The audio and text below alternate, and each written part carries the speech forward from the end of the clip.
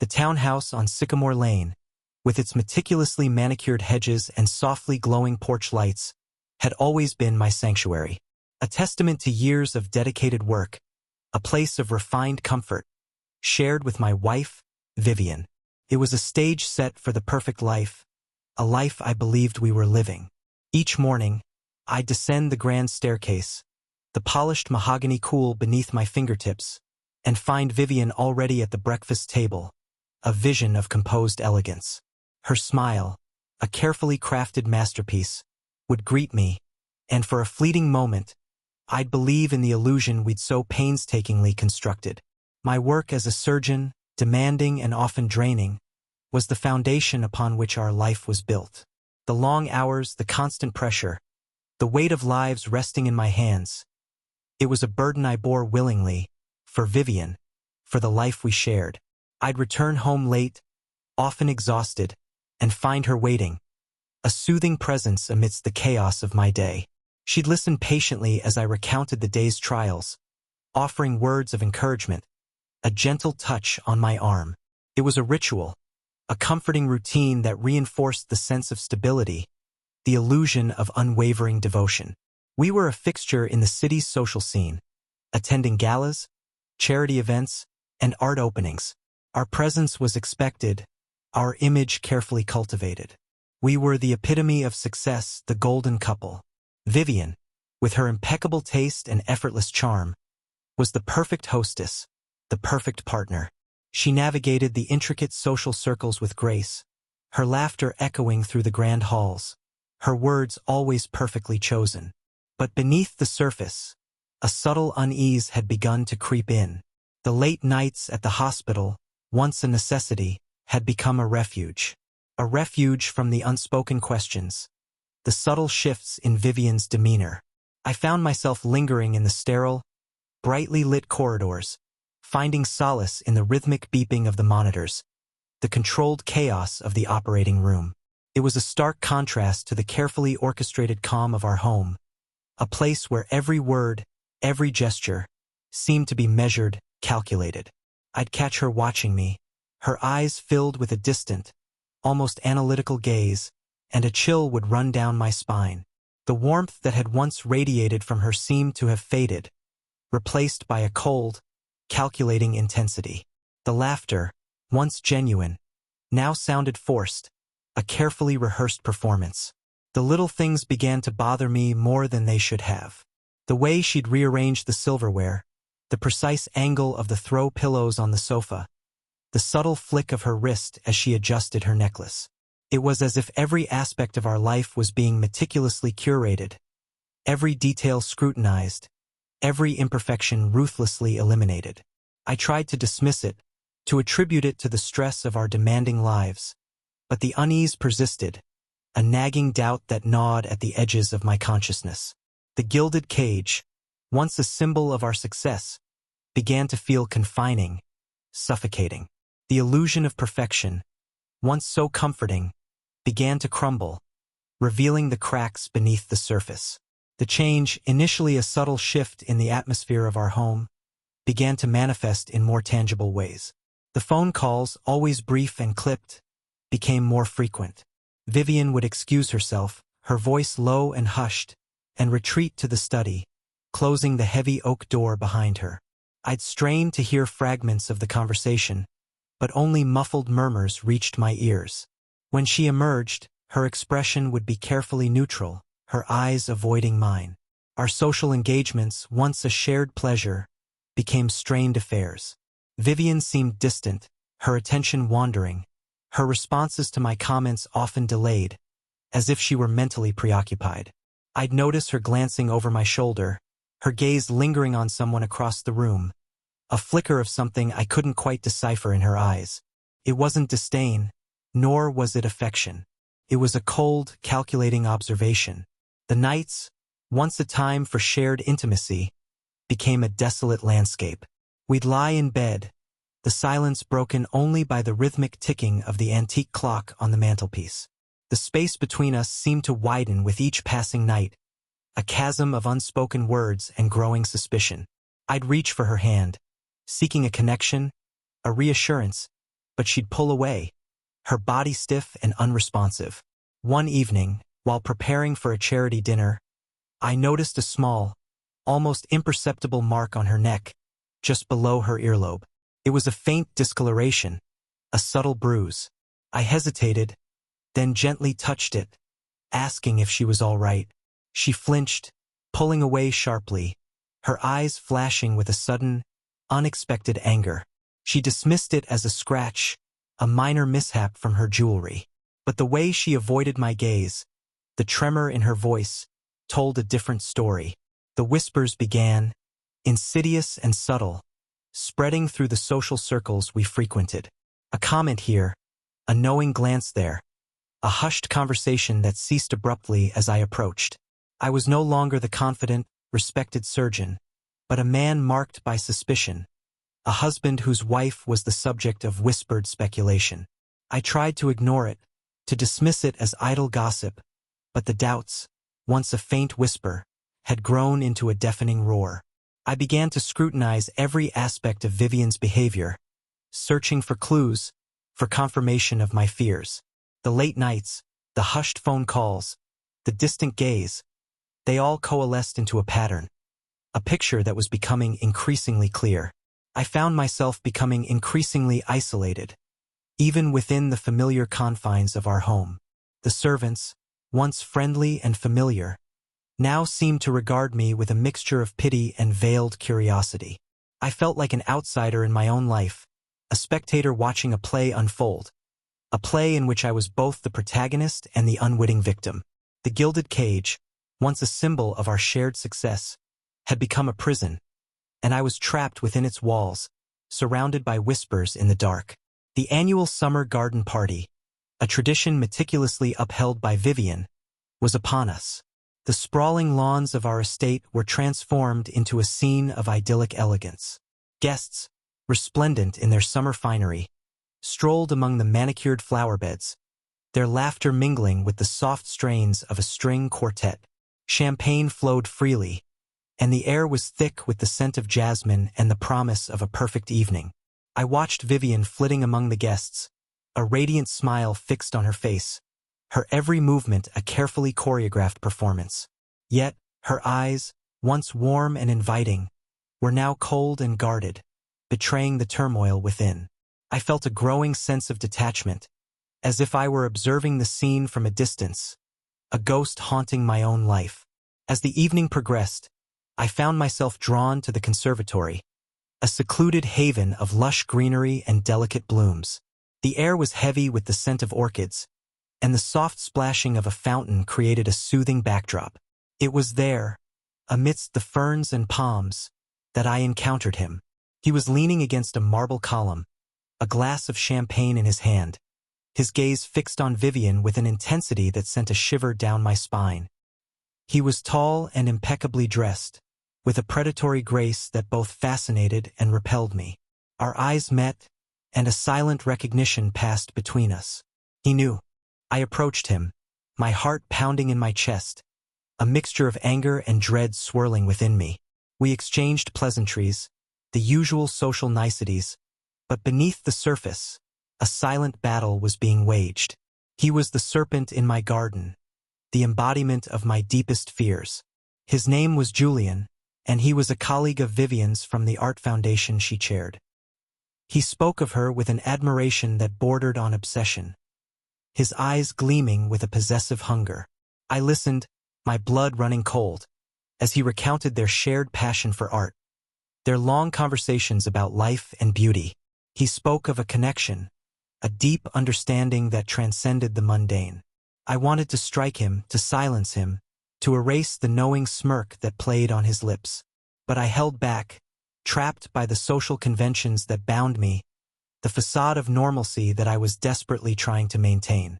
I excused myself, mumbling something about needing to check on the caterers, and fled back to the crowded lawn, seeking refuge in the anonymity of the crowd. But the image of Julian, his eyes locked on Vivian, his words echoing in my ears, haunted me. The serpent had entered my garden, and I knew, with a chilling certainty, that he would not leave until he had poisoned everything I held dear. The whispers in the dark had become a deafening roar, and the illusion of perfection was shattered beyond repair. The days that followed were a blur of agonizing uncertainty. I found myself trapped in a cycle of suspicion and denial, desperately searching for evidence, yet dreading the confirmation of my fears. I became a shadow, following Vivian, observing her every move, listening to her every word. The phone calls continued, the whispered conversations behind closed doors, the furtive glances exchanged with Julian across crowded rooms. One afternoon, while Vivian was attending a charity luncheon, I decided to confront the truth.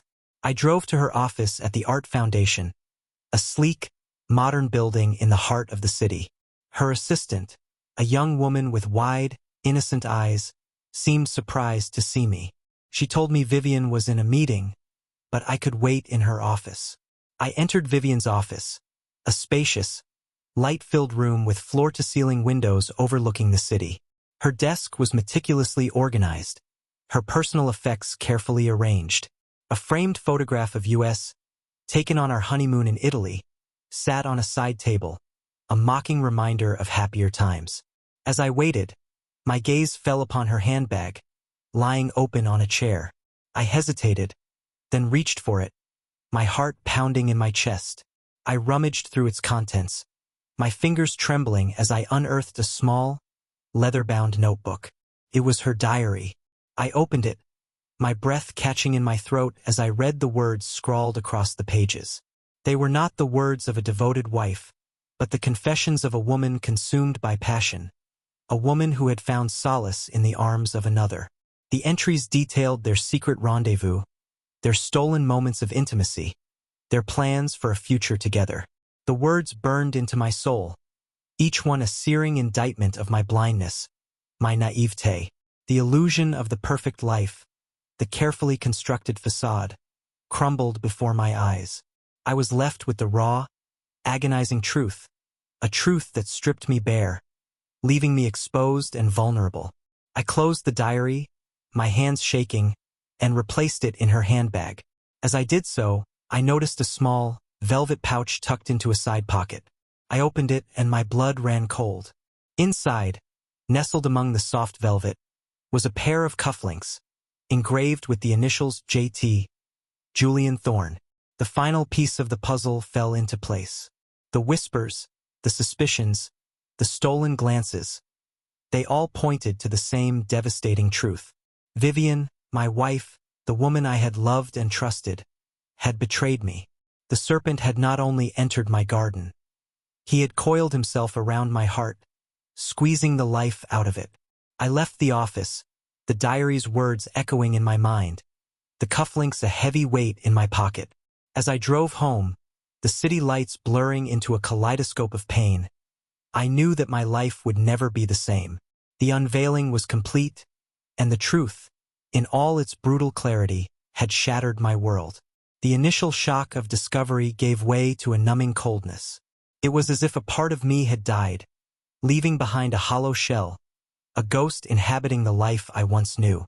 I moved through the motions of my days, performing surgeries, attending meetings, interacting with colleagues, all the while feeling utterly detached, a spectator in my own existence. The house on Sycamore Lane, once a sanctuary, now felt like a tomb. Every corner held a memory, every object a reminder of the life that had been stolen from me. Vivian's presence was a constant torment, her every word, every gesture, a sharp reminder of her betrayal.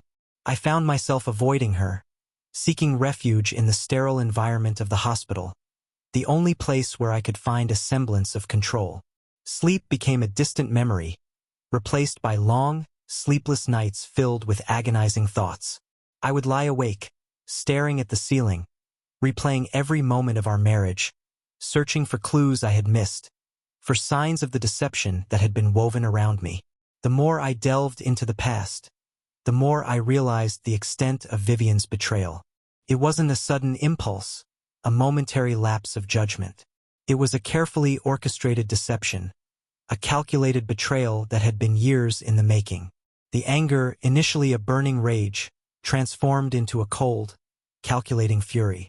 I wanted to hurt her, to make her pay for the pain she had inflicted on me. But I knew that a simple act of revenge wouldn't be enough. I wanted to destroy her, to dismantle her world, to expose her for the fraud she was.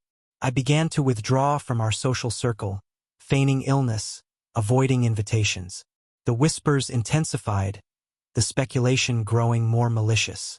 I knew that Vivian was aware of the rumors, that she was feeling the pressure, the isolation. It was a small victory, a taste of the pain I intended to inflict. I started to investigate Julian, delving into his past, uncovering his secrets.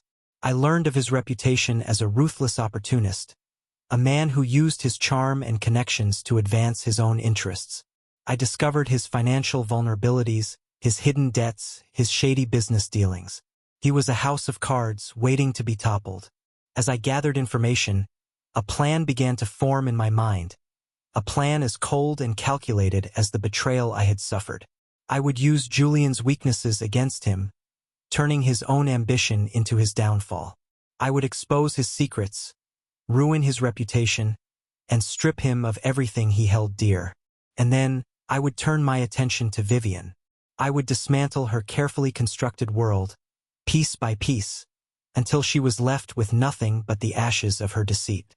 I would make her pay for every lie, every betrayal, every moment of pain she had caused me. The abyss had opened before me, and I was staring into its depths, ready to embrace the darkness. The old James, the man who had believed in love and loyalty, was gone. In his place was a stranger, a man consumed by vengeance, a man who would stop at nothing to achieve his goal. The transformation was gradual, insidious. The man who had once dedicated his life to healing, to mending broken bodies, now focused his energy on destruction, on inflicting pain. I became a student of the dark arts, learning the intricacies of manipulation, the subtle art of psychological warfare. I sought out those who operated in the shadows, individuals whose expertise lay in the darker side of human nature. I consulted with private investigators, discreetly gathering information, building a dossier on Julian and Vivian. I met with lawyers, exploring the legal loopholes, the ways to exploit the system to my advantage.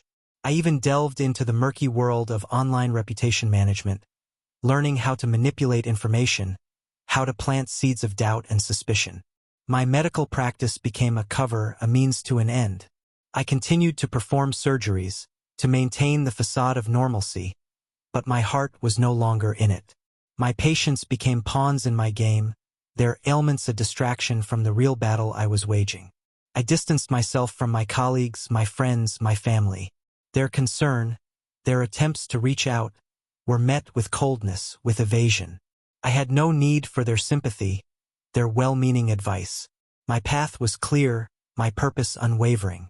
I became a master of disguise, shedding my old identity, adopting a new persona. I frequented places I had never been before, shadowy bars, dimly lit cafes, clandestine meeting places. I cultivated relationships with individuals I would have once shunned, people who lived on the fringes of society, whose skills and knowledge could be useful to my cause. The plan took shape, evolving from a vague desire for revenge into a meticulously crafted strategy. I would use Julian's ambition against him, luring him into a trap of his own making. I would exploit his financial vulnerabilities, his insatiable desire for wealth and power. I would manipulate his relationships, turning his allies against him, isolating him from those he trusted. And then, when he was at his most vulnerable, I would strike. I would expose his secrets, ruin his reputation, and destroy his career. I would leave him with nothing, a hollow shell of the man he once was. And Vivian, the architect of my pain, would be next.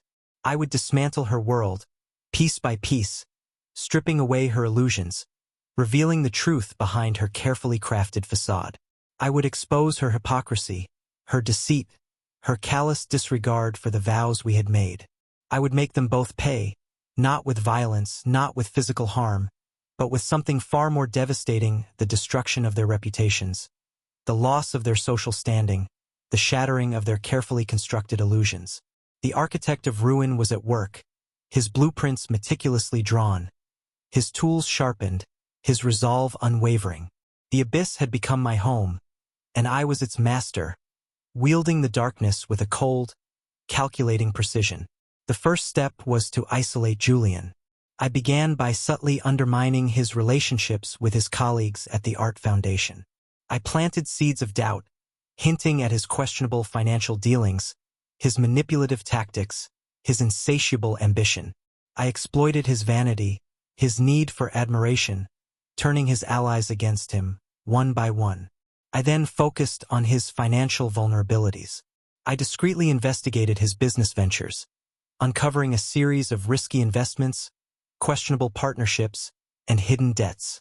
I used this information to my advantage, anonymously leaking details to the press, alerting regulatory authorities, and even contacting his creditors. As Julian's financial empire began to crumble, his desperation grew. He became increasingly erratic, his behavior more reckless. He lashed out at those around him, alienating his remaining supporters, pushing away the few people who still cared about him. Meanwhile, I continued to gather evidence of his affair with Vivian.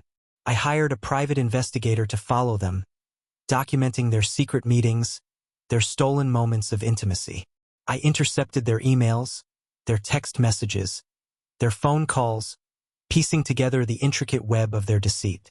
I also began to sow discord between them, subtly manipulating their interactions, planting seeds of suspicion and jealousy. I anonymously sent Julian compromising photographs of Vivian with other men, fueling his insecurities, eroding his trust in her. As the pressure mounted, their relationship began to unravel. The passion that had once consumed them turned to resentment, their shared secret a burden they could no longer bear. They became trapped in a cycle of accusations and recriminations, their love turning to poison. I watched from the shadows, orchestrating their downfall, savoring their pain. The web of deceit I had woven was tightening around them, slowly but surely suffocating their happiness, their dreams, their very existence. The architect of ruin was reveling in his creation, his masterpiece taking shape, his vengeance drawing near. The abyss had become his playground, and he was its master puppeteer, pulling the strings, manipulating the players, orchestrating their demise. With Julian teetering on the brink of ruin, it was time to deliver the final blow. I chose my moment carefully, waiting for the opportune time to maximize the impact of my actions. A prestigious art gala, hosted by the foundation Vivian chaired, provided the perfect stage. The event was a lavish affair, attended by the city's elite, a gathering of art patrons, socialites, and celebrities. Vivian, resplendent in a designer gown, was the picture of elegance and composure, her smile radiating confidence, her every move calculated to impress. Julian, by her side, exuded an air of success, his charm masking the desperation that gnawed at him. I arrived late, making a calculated entrance, my presence drawing curious glances. I had dressed impeccably, my demeanor radiating an air of quiet power. I moved through the crowd, exchanging pleasantries, observing the scene with a detached amusement. As the evening progressed, I discreetly circulated among the guests, planting seeds of doubt, dropping hints about Julian's impending downfall. I let slip information about his financial troubles, his shady business dealings, his questionable reputation. The whispers started, spreading like wildfire through the crowd. Then, at the carefully chosen moment, I made my move. I approached a group of influential art critics, their words carrying weight in the art world. I engaged them in conversation, subtly steering the discussion towards Julian's latest acquisition, a controversial piece rumored to be a forgery. I expressed my doubts about the painting's authenticity, citing my own expertise as a collector. I hinted at Julian's desperation, his willingness to cut corners to maintain his image. The critics, intrigued by the gossip, began to scrutinize the painting, their suspicions growing with each passing moment. The news of the potential forgery spread quickly, casting a shadow over the event. Julian, sensing the shift in the atmosphere, became increasingly agitated. He tried to defend himself, to dismiss the rumors, but his words lacked conviction. The doubt had been sown, the damage done. As the evening drew to a close, The whispers had turned into a chorus of condemnation. Julian, once the darling of the art world, was now a pariah, his reputation in tatters. His fall from grace was swift and brutal, a public spectacle witnessed by the very people he had sought to impress. Vivian, standing beside him, her face pale, her eyes filled with a mixture of fear and anger, was also caught in the crossfire. The whispers about her infidelity, her role in Julian's downfall, began to circulate, her carefully constructed image crumbling before her eyes. The architect of ruin watched from the sidelines, his plan unfolding flawlessly. The first act of his revenge was complete, the public fall of his enemies a satisfying spectacle. But the play was far from over. The final act, the most devastating of all, was yet to come. The aftermath of the gala was swift and brutal. Julian, stripped of his reputation and credibility, became a social outcast. The art world, once eager to embrace his talent and charm, now shunned him. His investors, fearing further losses, withdrew their support. His creditors, sensing blood in the water, closed in, demanding repayment of his debts. He retreated from public life, seeking refuge in his lavish penthouse apartment, a gilded cage that now felt more like a prison. The walls were closing in, the silence deafening. The phone calls stopped, the invitations dried up, the friends disappeared. He was alone, abandoned by the very people he had sought to impress. Vivian, too, felt the sting of social ostracism. The whispers about her infidelity, her association with Julian, followed her everywhere. Her friends, once eager to bask in her reflected glory, now distanced themselves, fearing guilt by association. Her social calendar, once overflowing with engagements, became empty. She tried to maintain a facade of normalcy, attending charity events, hosting luncheons, but the effort was palpable. Her smile was strained, her eyes filled with a haunted look. The whispers followed her, the judgment in people's eyes a constant reminder of her fall from grace. I watched their descent with a cold satisfaction. Their pain was my reward, their isolation my victory. I had stripped them of their social armor, their carefully constructed personas, leaving them exposed and vulnerable. But my vengeance was not yet complete. I wanted more than just their social ruin. I wanted to break them, to shatter their spirits, to leave them with nothing but the bitter taste of regret. I began to tighten the screws, applying pressure from all sides. I anonymously leaked further information about Julian's financial misdeeds, ensuring his complete and utter ruin. I contacted his ex-wife, revealing details of his affair with Vivian, fueling her resentment, prompting her to take legal action against him. I also targeted Vivian, exploiting her vulnerabilities, her insecurities. I anonymously sent her threatening letters, hinting at my knowledge of her secrets, reminding her of the consequences of her actions. I planted seeds of doubt in her mind, suggesting that Julian was using her, that he would abandon her once he had no further use for her. As the walls closed in, their relationship deteriorated further. The trust that had once bound them was shattered, replaced by suspicion and resentment. They turned on each other, their love turning to hate, their shared secret a weapon they used to inflict pain. The architect of ruin watched with a detached amusement, his plan reaching its climax. The players were in position, the stage was set, the final act was about to begin. With Julian and Vivian teetering on the brink of collapse, I decided to offer them a lifeline, a poison chalice designed to destroy them from within. I arranged a clandestine meeting, contacting each of them separately, promising a way out of their predicament. I met Julian in a secluded bar, a dimly lit establishment frequented by those who preferred to conduct their business in the shadows. He arrived looking haggard, his eyes filled with a mixture of fear and desperation. I offered him a deal, a way to escape his financial ruin and salvage his reputation. The terms were simple. He was to publicly confess to his affair with Vivian, implicating her in his financial misdeeds. In return, I would provide him with the funds to settle his debts and the legal assistance to navigate the ensuing scandal. Julian, desperate for a way out, readily agreed. He saw it as a chance to shift the blame, to paint himself as the victim, to salvage what remained of his reputation. He didn't realize that I was merely using him as a pawn in my game, a tool to inflict further pain on Vivian. I then met Vivian in a quiet cafe, a place where she often met Julian for their secret rendezvous. She arrived looking pale and anxious, her eyes betraying the fear that consumed her. I offered her a similar deal, a way to escape the social ostracism and protect her reputation. The terms were the same. She was to publicly deny any involvement in Julian's financial misdeeds, portraying herself as an innocent victim of his manipulation.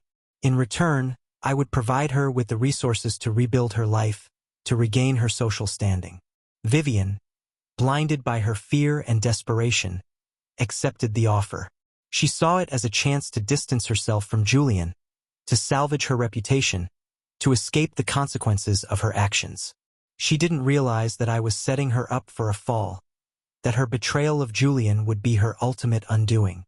With both Julian and Vivian agreeing to my terms, the stage was set for the final act of my revenge. I had created a scenario where they would turn on each other, their love turning to hate, their shared secret a weapon they would use to destroy each other. The poison chalice had been offered, and they had both eagerly drunk from it, unaware of the deadly consequences. The architect of ruin watched with a cold satisfaction, his masterpiece nearing completion, his vengeance within reach. The press conference was a media frenzy. Journalists, photographers, and camera crews crammed into the small conference room, eager to witness the downfall of the once golden couple. Julian, looking pale and defeated, sat at the table, his lawyer by his side. Vivian, arriving separately, took her place beside him, her face a mask of composure, her eyes betraying the turmoil within. Julian, following the script I had provided, confessed to his financial misdeeds, painting himself as a victim of his own ambition and naivete. He then dropped the bombshell, revealing his affair with Vivian, implicating her in his schemes. He described their secret meetings, their intimate conversations, their shared desire for wealth and social status. Vivian, caught off guard, gasped in disbelief. The blood drained from her face, her carefully constructed composure crumbling. She stammered a denial, but her words lacked conviction. The evidence was overwhelming, the betrayal undeniable. The journalists, sensing a scandal, bombarded her with questions, their cameras flashing, their microphones thrust in her face. She tried to defend herself, to deflect the blame, but her words were lost in the cacophony.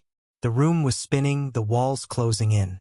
In a desperate attempt to salvage her reputation, she turned on Julian, accusing him of lying, of manipulating her, of using her for his own gain. She denied any involvement in his financial schemes, portraying herself as an innocent victim of his deceit. The press conference descended into chaos, a spectacle of accusations and recriminations. Julian and Vivian, once united by their love and ambition, were now locked in a bitter battle, their shared secret a weapon they used to destroy each other. The architect of ruin, watching from the shadows, savored the moment. His plan had worked flawlessly. He had orchestrated their downfall, turning their love into hate, their trust into betrayal. They had destroyed each other, their reputations in tatters, their lives in ruins. The double betrayal was complete, the poison chalice drained to the last drop. The architect of ruin had achieved his vengeance, his heart filled with a cold, empty satisfaction. The fallout from the press conference was devastating. Julian, facing a barrage of lawsuits and criminal charges, fled the country, leaving behind a trail of broken promises and shattered dreams.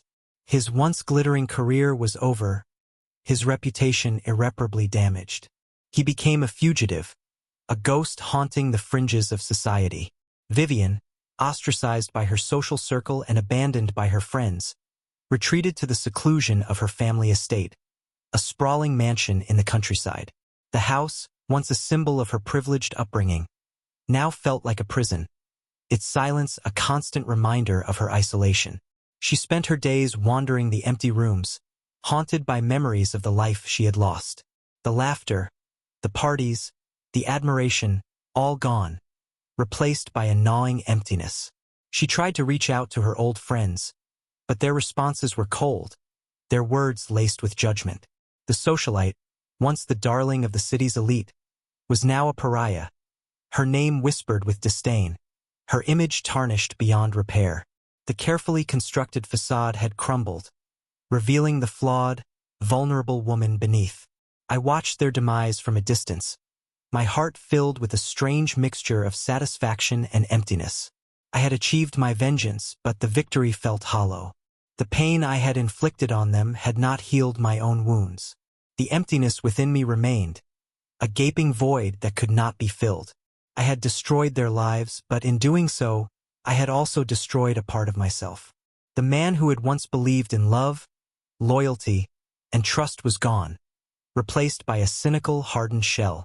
The architect of ruin had become his own victim, trapped in the ruins of his own creation. I returned to the house on Sycamore Lane, its silence now unbearable. The memories of Vivian, once a source of comfort, now haunted me, mocking my empty victory. The gilded cage, once a symbol of our shared success, now felt like a tomb, its walls closing in, suffocating me. I wandered the empty rooms, my footsteps echoing in the silence. The furniture, the artwork, the personal effects, all reminders of the life we had shared, the love we had lost. The house was a mausoleum, a monument to my own failure. The architect of ruin stood amidst the ruins of his own creation, his heart filled with a profound sense of loss. The victory he had sought had turned to ashes in his mouth, leaving him with nothing but the bitter taste of regret.